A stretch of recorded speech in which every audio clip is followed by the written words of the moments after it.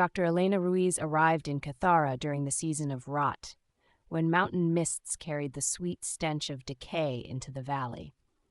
She came to document the last known culture practicing ritual endocannibalism, where the living consume the dead not out of hunger but love.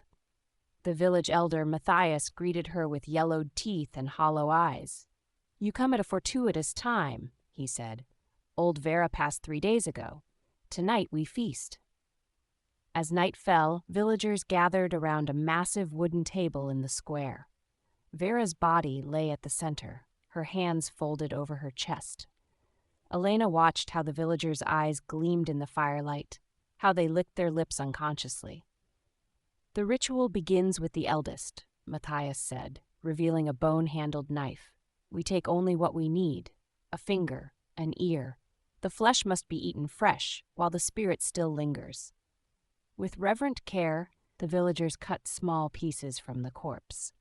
They chewed slowly, tears running down their cheeks. The sounds, wet tearing, soft sobbing, cartilage crunching, would haunt Elena's dreams. When they offered her the knife, she hesitated.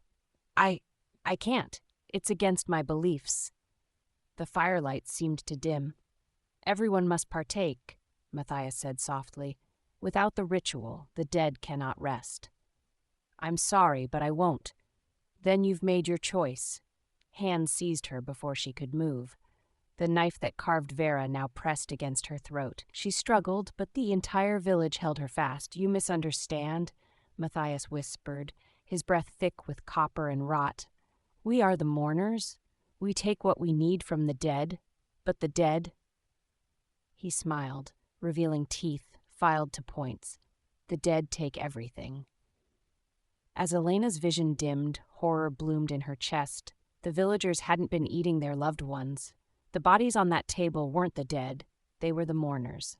The real villagers, the ones who once refused to eat, had been consumed long ago. For decades, the dead of Cathara had worn the faces of their victims, reenacting the ritual to lure fresh grief to feed upon. Now Elena would join them, first as the feast, and later as the feaster. The last thing she heard was Matthias whispering, "Don't worry, my dear. Soon you'll understand the beauty of eternal grief. Soon you'll help us mourn the next curious visitor." The firelight flickered across their faces as they began to eat. And in the distance, thunder rolled across the mountains.